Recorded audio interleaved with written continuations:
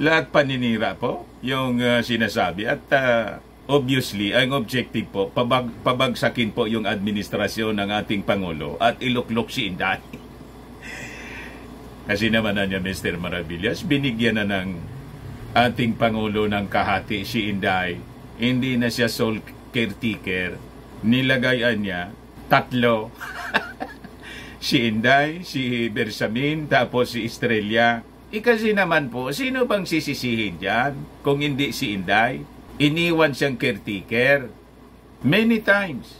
Worse, yung pinakanghuli, lumarga pa Germany, yung ating Pangulong Bongbong Marcos, pati Czech Republic, working visit po, para gumanda yung ating bansa. Imbes na magtrabaho sa iniwang responsibilidad, si Inday nasa rally.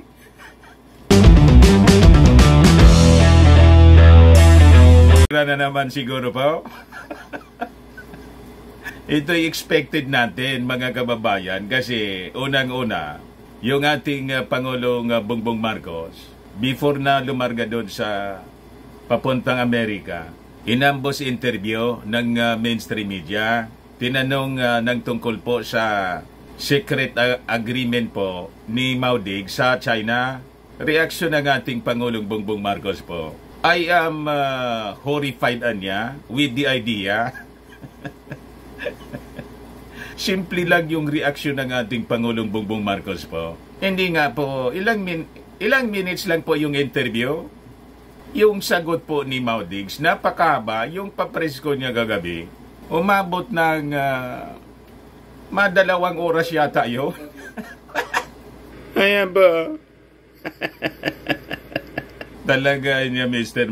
Maravillas, guilty. Guilty talaga kasi inamin na niya. At doon sa press con, galit na galit po kaya, no? Galit na galit kay dating Senior Associate Justice Antonio Carpio. Tinawag pong estupido. Pero doon, mga kababayan, sa takbo ng interview kay Mao Diggs, pag pinakinggan mo, lalong nilubog ni Digong, mga kababayan, yung kanyang sarili. Self-incriminatory. Yung China pa naman, mga kababayan, kinonfirm na rin po ngayon na talagang may secret agreement sila with the previous administration.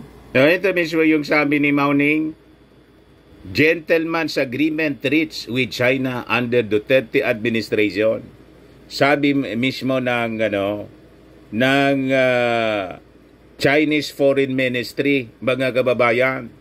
Kaya pala po, masyadong agresibo sila. Sa tingin ng China po, hindi tumupad sa kasunduan, mga kababayan, yung Pilipinas, binago lahat ng ating Pangulong Bongbong Marcos. Isabi ng ating Pangulong Bongbong Marcos, kahit saan niya kami tumingin, wala kaming makita na dokumento tungkol dyan sa sinasabing gentleman's agreement. And with such idea niya, I am horrified. Kasi malinaw pong sell out ang ginawa po ni dating Pangulong Mao Diggs. Not to the interest, mga kababayan, ng ating bansa. Pagkatapos, during the question and answer, kasi papreskon nga ito, mga kababayan, inulit po yung paninira sa ating Pangulong Bongbong Marcos. Yung tungkol sa pulburon. Yan sabi ko po, ang source nitong mga anti-Marcos vloggers po, na nagpapakalat sa isyu ng pulburon, walang iba po, si Mao Diggs. Siya yung pasimono niyan, mga kababayan. Noon pang kampanya, so nire-rehash nila ngayon para siraan ng siraan, mga kababayan, yung ating Pangulong Bongbong, papaniwalain ng kasinungalingan para gatungan yung mga mamamayang Pilipino mag-alsa laban sa ating Pangulo, pati yung armed forces po, na police, ginatungan po.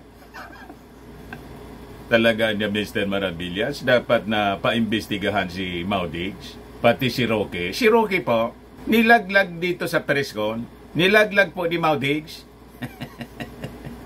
Yung Congress, for your information, nagkuha na po, sabi na rin, ipapatawag yata Other than yung resolusyon sa Senado, yung final po ni Risa Ontiveros, pinapatawag po si Mau Diggs sa isyung ito ng secret agreement with China. Ngayon, yung Congress, ganun na rin po yung iniisip ngayon. Ngayon, iparinig ko po sa inyo yung portion ng interview, pero I think hindi natin ito mapo-full kasi napakahaba po. Yung mga importante lang na mga sinabi, ipaparinig natin po sa inyo. But before that, click subscribe po na po dito sa ating YouTube channel and hit the notification bell para lagi po kayong updated sa mga kaganapan dito sa ating bansa. Like and share na rin po ninyo ng ating video. At huwag na rin po ninyo na skip yung ating mga commercial ads para tuloy-tuloy lang ang pag-unlad ng bagong Pilipinas. Sa mga naghanap ng malinis and spacious fitness gym, dumiretso lang po kayo sa aming Colossal Fitness Gym. We also offer Grab Car Rental with our brand new 2023 model ng Toyota Innova. We also accept booking for those who are planning to travel via PAL, Cebu Pacific and other airline companies, local and international, and bills payment for Meralco bills, PLDT, etc. Kahit saan po ninyo gusto mag-travel, pwede na kayo magpabook dito sa amin online. Pati sa mga hotels, nagbo-booking po kami. May Paymaya kami, or Maya, may bayad center na rin dito sa office. Ang Colossal Fitness Gym is located at 3rd floor Security Bank Building, Lanco Business Park, Legazpi City, Albay. For inquiries, look for Gilon Maravillas, contact number 096680204949. Ito yung aming Innova. Lagi na po matao sa amin. Na-set up na rin yung aming mga bagong gym equipment. May treadmill na rin po kami. Ito naman po yung bago naming product na binibenta online. Eye Glow Serum, whitening po siya. Tingnan ninyo yung epekto sa aking anak na architect before and now. Yung mga inquiries po ninyo, dumiretso na lang kayo sa kanyang Facebook account, Riz Maravillas. Paninigas mga kababayan na mga kaso-kasuan, pati sa mga page, pinapile lang po sa mga pulses in affected area. Ito naman po, Automax Radiant Serum. Sa mukha naman yung application. Anti-aging po siya. You will look 10 years younger than your age. Sa mga cancer patients naman po, try nyo po itong Ningxia Red Mixed Fruit Drink. Hindi man po siya gamot, food supplement siya. Kaya lang, gawa siya mga kababayan sa goji berry. Yung goji berry may anti-cancer properties. Yung mga inquiries ninyo, dumiretso na lang kayo sa aming messenger sa Facebook para masagot namin agad. Ayos pa? Ayos na Mr. Maravillas. Excited na niya kaming marinig yung mga pinagsabi ni Mau Diggs. Huwag kayong maniniwala, mga kababayan, sa sinasabi niya, lalo na yung ating armed forces at PNP. Ginagatungan na naman niya. Testing the waters. Ibobuyo lang kayo. Ano pa man ang makukuha po ninyo, mga sundalo, ipapasubo lang kayo sa problema. Si Mau Diggs po, ano pa man sa kanya, matanda na po, pag pinagmasdan mo siya, mga kababayan, at yung mga kanyang ginagawa, parang patapon na po. Patapon talaga niya, Mr. Maravillas. Just imagine po, dati kang Pangulo, imbes manahimik ka na lang kung wala kang maitutulong sa pag-unlad ng bansa, sige, panggulo mo. Yung Pangulong Bongbong Marcos, nagtatrabaho ng maayos. Tapos, ang pinakang masama doon, papagamit ka sa foreign power, tulad ng China. Nang intention po, kamkamin yung ating territory. Saan ka pulutin yan? Di ba napakasama, mga kababayan, yung ginagawa ni Mau Diggs? Hindi niya tularan yung mga past presidents. Nang matapos po yung kanilang turno, nanahimik na lang. Ay, si GMA. At least si GMA po, nanahimik na, si ERAP. Yung mangialam ka sa sumunod sa iyong presidente, sumunod sa iyong administrasyon, di ba napakasama yung ganon? Sasabihin niya, ang daming kamalian na ginagawa ngayon yung ating Pangulong Bongbong Marcos. Binabaligtad po ninyo. Kayo nga yung narap sa patong-patong na problema, pati yung inyong mga barkada, dahil sa tambak-tambak na kamalian, lalo na yung war on drugs. Kaya nga may problema kayo sa ICC. Tapos, i-accuse ninyo ng mga kamalian ng ating Pangulong Bongbong Marcos na tutok sa trabaho. At ang masama pa nito, mga kababayan, yung ating Pangulong Bongbong Marcos nasa abroad sa Amerika para ayusin yung mga iniwan niyang problema. Imbes manahimik, nanggugulo ngayon. That is, a no-no. Nagagawa ka ng kaguluhan habang yung ating Pangulong Bongbong Marcos nasa ibang bansa, nagtatrabaho, inaayos yung mga problemang pinasok niya. Pinasok mo. Yun ang kanyang ginagawa po. Walang respeto sa kapwa, mga kababayan nito si Mau Diggs. May tawag niyan na pag yung presidentean niya sa amin, sa mainstream media, pag ang pinunomuan niya, yung presidente mo, ay nasa ibang bansa, ceasefire mo na dapat. Huwag ka na munang umatake, mag-criticize ng mag-criticize. Pagbalik, di balik naman yung mga kung yan ang gusto nila. Pero habang yung ating Pangulo sana ay nasa ibang bansa, tigil mo na, ceasefire mo na. Pero iba itong si Mau Diggs. Walang pinipiling panahon. Noong panahon niya, mga kababayan, yung dating Pangulo, hindi yung dating Pangulo, si BBM po, wala sa gobyerno. Kasi nga po, na smart magic ni Lenlen.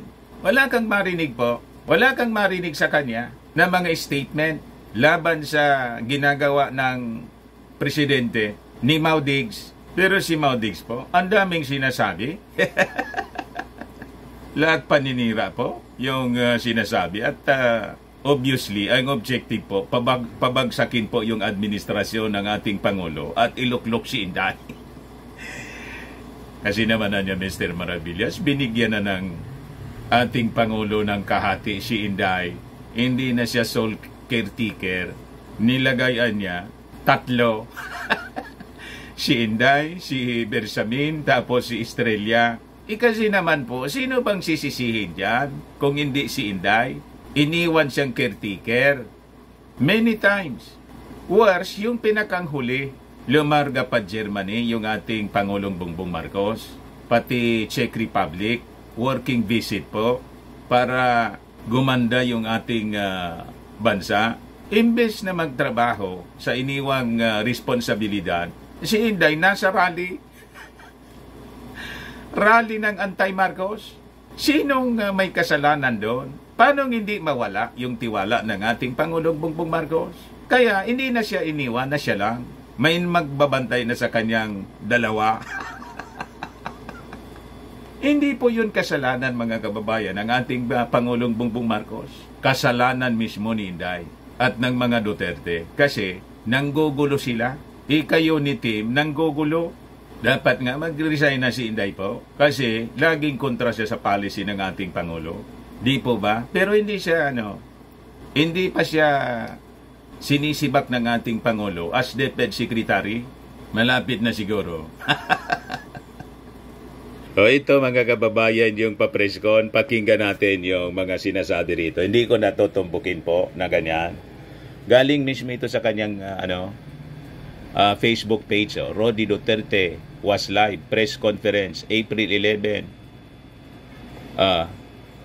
2024. 566,000 na po yung nakapanood nito, nakapakinig. Kaya lang, medyo hindi masyado malakas yung audio. Ayan po siya. Ilapit-lapit ko na lang.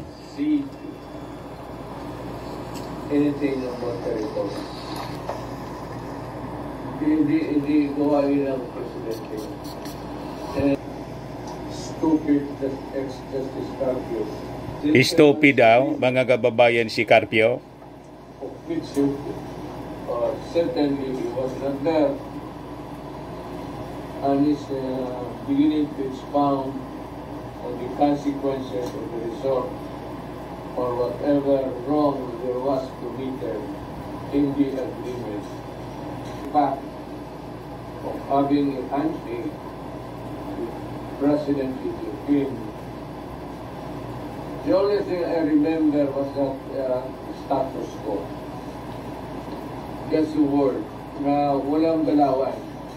No movement, no armed patrols there. So, inadmit niya, mga kababayan, na nagkausap sila talaga ni Xi Jinping nang bumisita siya doon, na walang galawan daw, maintain the status quo. So tama po yung sinabi ni Harry Roque. Pero si Harry Roque, nilaglag nila rito. Hindi man daw alam ni Harry Roque yung lahat ng kwento. So, paiba-iba yung statement ng kampo nila, mga kababayan. Purposely, para i-confuse siguro yung ating mga mamamayang Filipino. Kaya sabi ko nga, importante talaga na ipatawag si Maudigs, si Roque sa Senado or sa Kongreso, kasi sa Congress may pending na rin po. Gusto na rin pong ipatawag si Digong para ang statement niya po kailangan po recorded siya at saka mag-take oath sila under oath. Kasi pag dito po sa sa press con, wala siya. Hindi man po under oath. Di ba? Alam naman natin po ang ugali ni Maudigs. Ang sinabi ngayon, bukas iba na. Di ba? Hindi mo malaman kung ang sinasabi niya seryoso o hindi. Siguro pagpatulan siya ng mga authorities, seryoso. Pag hindi po, joke lang. Di ba? At dito, mga kababayan, sinabihan daw siya kasi ni Xi Jinping, wag anya kayong gagalaw. Don't do it anya. Kasi we will be forced to go to war. So ginamitan nga po, mga kababayan, ng panakot, intimidation tulad ng sinasabi ni Carpio. At yung pananakot, mga kababayan, ni Xi Jinping nang pumunta siya doon, siya na mismo nagre-echo sa ating armed forces, pati sa mga mamamayang Filipino. Mauubusan niya tayo, matutunaw tayo. Kung ano ay yung linya ng pananakot, mga kababayan, ni Xi Jinping sa kanya, yun din ang sinabi niya. Inamplify pa niya, mga kababayan, yung pananakot ni Xi Jinping. Kaya ganon, mga kababayan, yung nangyari pala. Yan ba? Wala naman siya doon. And I assure you, that if it was a gentleman's agreement, it would always have been an agreement that would keep the peace in the South China Sea. Huwag mo kayong maniwala yung puratik nila kasi hindi ako ganun kagago.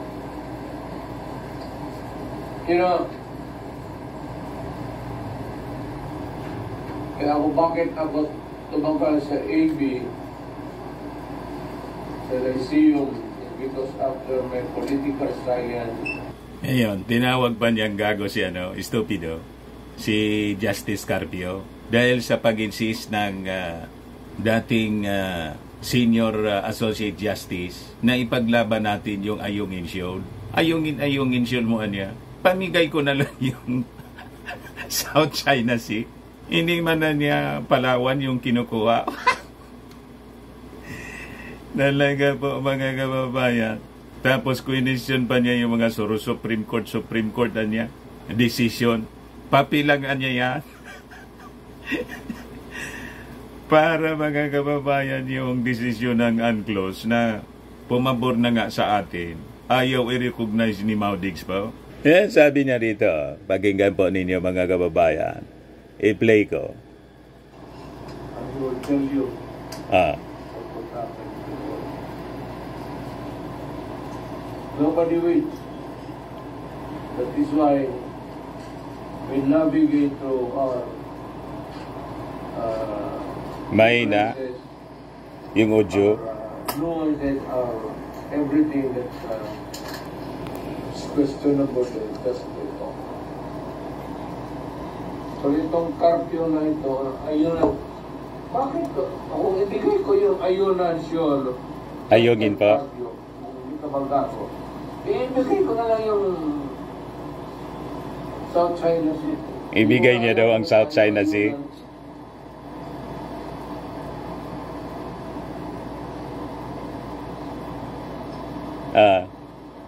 At ito, Justice Carpio, sabihin ko sa iyo, if China would decide to erect a naval base there, in the island nearest us. Can you stop it? Pag nagtayuan niya ng naval facility, yung China, Patrolling mo dyan. Papel lang yan. can you stop it niya? Mga Supreme Court ruling mo anya yan, papilang yan. Hindi nadadala ito sa salita. We presidents, at one time or another, have that solemn duty, sacred duty, to protect the Filipino people. Ikaw, yung jurist mo, baka scholar ka ba na? Pa-scholar ka ganyan niya. Duro juris mo. Kilala niya kita, taga Davao ka. Nakakuha ka lang anyang koneksyon. Political connection Kaya naging justice. Ganon mga kababayan, ininsulto si Justice Carpio. Makita niya, ma-stop mo yung China kung halimbawa magdesisyon na magtayo dyan ng naval facility. Sabi ko sa inyo mga kababayan, pang mayor lang talaga yung utak ni Madigs. Hindi pwede sa pagkapangulo. At siguradong ganun din po si Inday. Kung seryoso niya, yung Amerika na i-protect tayo, bakit niya hindi pa sila magpadala dyan ng mga warship at mag-station na dyan? May proseso po na dapat na ginagawa. And in fact, sinisimula na po in the freedom of navigation na isinagawa noong linggo. Yun po yung simula na strategy ng Allied Forces para po i-stop ang aggression ng China dito sa West Philippine Sea. Kasi that is for the interest of the whole Indo-Pacific region. Hindi po yun maintindihan ni Maudigs. Talagang yung propaganda line po, yung narrative yung ng China, ang kanya pong pinanghahawakan po, ang kanyang sinusulong, baka niya talaga Mr. Maravillas. Sinabihan si Digong mismo ng China, magpa-press con ka ni ngayon, takutin mong takutin. Kasi habang nasa Amerika mga kababayan, si President Bongbong Marcos, nag-intensify po ng propaganda yung China, pati yung activity nila dito sa Pag-asa Island. Nagpalabas nga po ng statement, inulit nila yung pag-aangkin ng Pag-asa Island na mismo.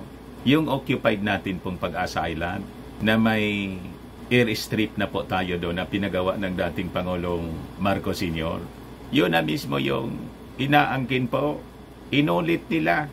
Kaya po, China claims sovereignty over Pag-asa Island, accuses Philippines of encroachment. So ito na mismo yung gustong i-take over po ng China.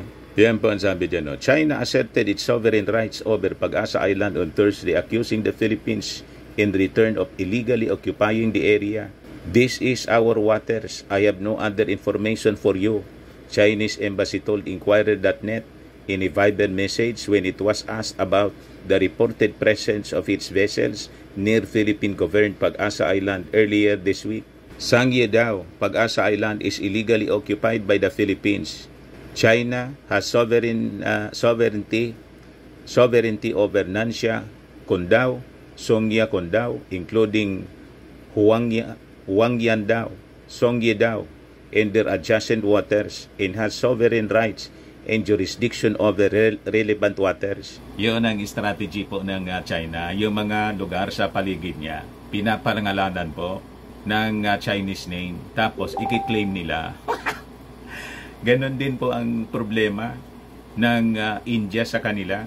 Yung mga territories na kiniklaim po ng China, na teritoryo po ng India, pinapangalanan nila ng Chinese name. Kaya sabi ko nga po mga kababayan, mag-ingat po tayo sa mga ginagawa ng mga Chinese kasi ganon ang strategy nila sa kanilang expansionist policy. Sa paulit-ulit nila na pagsasabi na kanila kasi pinangalanan nila ng Chinese, binibrainwash nila yung mga kausap nila at yung mundo na maniwala sa kanilang kasinungalingan. Ganon po sila mga kababayan. Dito nga po, sa paulit-ulit na pagsisinungaling po, pinaniwalaan po ni Mao Diggs.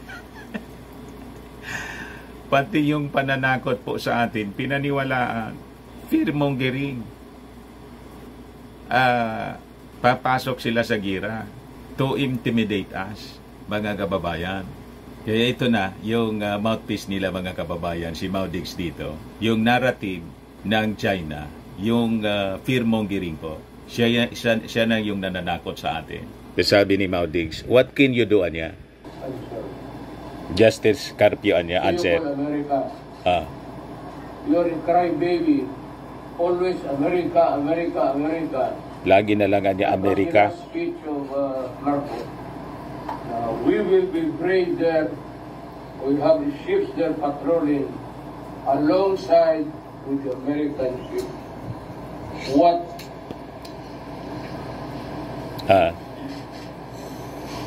Ano ang gagawin natin? And you call our place Republic of the Philippines. Tapos Anya, ang tawag natin sa bansa, Republic of the Philippines. So, ibig sabihin, pag in-invoke natin, hininga natin ng tulog yung Amerika kasi katratado natin, hindi na tayo pwedeng tawaging Republic of the Philippines. Ganon, mga kababayan. Tuta na tayo ng Amerika. Ang ibig sabihin ni Digong, minamasama niya na tayo ay humihingi ng tulong, mga kababayan, sa Amerika. Isan pa man po tayo humingi ng tulong? Unang-una, dati na nating katratado yung Amerika po. O bakit di natin hinga ng tulong? May obligasyon po under the treaty. Mutual defense nga po. Hindi yata naintindihan ni Mao Diggs. Ang naintindihan niya yung pananakot po ni Xi Jinping na gigirahin tayo. At yun ang sinasabi niya rin sa atin. And because of that, willing siya na i-give up na lang po yung claim natin sa West Philippine Sea. Kasi hindi naman niya Palawan yung kinukuha. Ganon, mga kababayan. Tapos ang dami pa siyang na-discuss, mga kababayan. Yung kay Apollo Kibuloy. Tapos yung suspension ng gobernador ng Davao del Norte na ang sabi, mga kababayan, ni Mao Diggs, nagiging diktador na daw yung ating Pangulong Bongbong Marcos. Hindi daw dumaan sa due process. Siguro sa mga next videos natin kasi mahaba na. Tibang topic naman po yon. Dito muna tayo sa issue ng West Philippine Sea. So ito yung in-insist ng China po. China asserts that the Philippines reached a gentleman's agreement with it under the administration of former President Rodrigo Duterte, and the denial of its existence is one of the reasons behind the current situation anya sa Ayungin Shoal. Yan po. So, kinonfirm na mismo ng China. China is committed to managing the situation at Trinay Jiao with the Philippines through dialogue and consultation. The reason behind the current situation at Trinay Jiao is very clear. The Philippines denies the existence of the gentleman's agreement reached with China under the Duterte administration and has repeatedly infringed on China's sovereignty in those waters and made provocations. Chinese Foreign Ministry spokesperson Mao Ning said during a regular press conference on Thursday, April 11. Kahapon lang po. So ngayon, with the press conference na pinatawag po ni Mao Diggs, malinaw na po. Inadmit niya doon na mayroon nga, pumasok nga po sa alanganin, mga kababayan, si Mao Diggs. Mismo nang sa bibig niya. So, yung mga statement po, yung mga naunang balita, pinalabas po ni Harry Roque na kinontra, mga kababayan, ni Panilo na wala man daw pong gentleman's agreement. Ngayon po, kinonfirm na mismo ni Mao Diggs mula na mismo sa kanyang bibig, mayroon daw po silang usapan to maintain the status quo. Walang gagalaw po. To maintain peace daw po, mga kababayan. Kasi takot siya, binantaan po tayo, napapasok sa gira. Pag nag-insist daw po tayo, sabi ni Xi Jinping sa kanya mismo, please don't anya. And with that, na-kompromiso po tayo. So tama, yung mga analysis po ni Justice Carpio, Yung strategy kasi po ng China, i-maintain yung status quo para pabulukin yung BRP Sierra Madre. Walang gagalaw na i-retrofit po yon para pag nag-disintegrate niya, nabulok na po yon, pwede nang gumalaw yung China. Sila, mga kababayan, yung maglalagay ng mga naval facilities uli. Sasakupin na nila yung ating EEC. Kasi si Mao Diggs mismo nagsabi, hindi ko nga niya yan kilala, hindi ko yan alam, na ayungin na yan. Ayungan nga po yung tawag niya. Ipamigay ko na niya yan na South China Sea. Hindi man niya yan yung Palawan. You see, malinaw na, mga kababayan. So tama po na ipatawag ng Senado, ipatawag ng Congress para under oath po si Mao Diggs. Kailangang papanagutin siya, mga kababayan, sa ginawa niya sa ating bansa. Ayan po.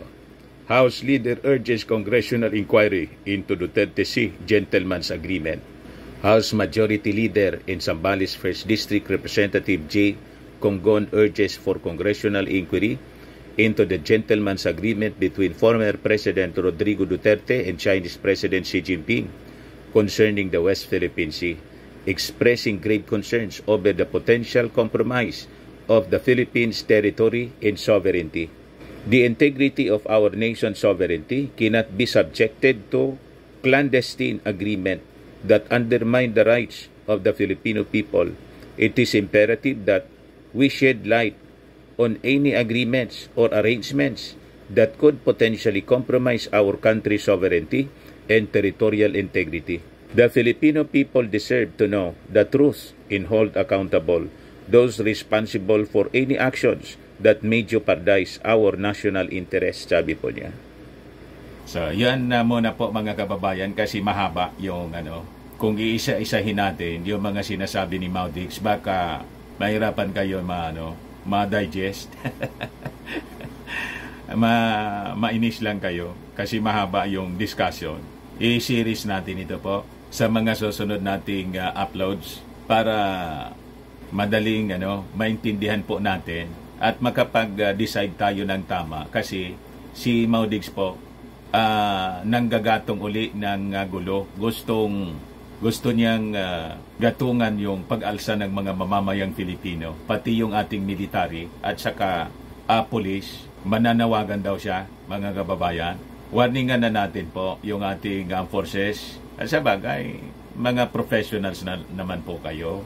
Pag naniwala kayo dito kay Fenta King, napahamak lang yung karir ninyo. Ano man siya, retired na siya, mga kababayan, at matanda na. Pero kayo, baka masayang yung karir ninyo. Huwag kayong padadala sa gatong po ni Mao Diggs. Lalo't alam natin kung sino yung kumukumpa sa kanyang bibig. It's a foreign power na may interest po dito sa ating territory. Alam naman namin po na kayo ay nandiyan. Sabi nga sa slogan ng pulisya, to serve and protect. Hindi po yung kung sino lang, kundi yung mamamayang Filipino. And the armed forces is to protect our republic and our constitution. And ito pong pinasok ni Mao Diggs during his administration. Sabi nga po ni Justice Carpio, is a culpable violation of the Constitution. Kaya kung pag nakinig po kayo kay Mao Diggs, kasama kayo doon sa magkakaroon ng violation of the Constitution. You are not anymore defending the Republic, kundi naging po kayo, sundalo na ni Xi Jinping. Yung China po, nagre-recruit ng mga sundalo. Butit na naispatan ng ating armed forces po.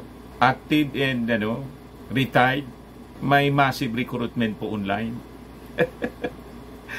Desidido po talaga yung China. At itong ginagawa ngayon, mga kababayan nila, this is divide and conquer strategy. Gustong watak-watakin po tayo using politicians. Papayag kayo sa ganun po. So, importante, we unite and support yung ating Pangulong Bongbong Marcos sa kanyang mga ginagawa ngayon. the President is on the right track. Ito nga yung mga latest na balita galing po doon sa Amerika. PBBM highlights unity, dedication, unwavering commitment to rules-based order during his historic trilateral meeting with Japan-US.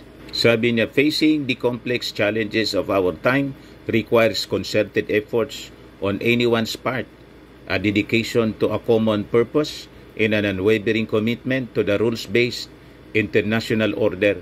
Ito mismo mga kababayan ang gustong ibasura ni Maudigs. Yung UNCLOS, ayaw niyang i-recognize. Ang gusto niyang i-recognize yung pananakot po, warmongering and fearmongering po ni Xi Jinping sa atin. The trilateral meeting of the Philippines, the US, and Japan took place at the White Place Thursday afternoon in Washington, D.C., anchored on a common vision in pursuit of a peaceful, stable, and prosperous Indo-Pacific region. President Marcos said that trilateral cooperation is born as a natural progression of the deepening relations in robust cooperation between the three countries, linked by a profound respect for democracy, good governance, and the rule of law. Rule of law po, international law, yun ang dapat po nating panindigan. Hindi yung role ni Xi Jinping na ang intention po, kamkamin po taan na territory natin. Ibuli po tayo.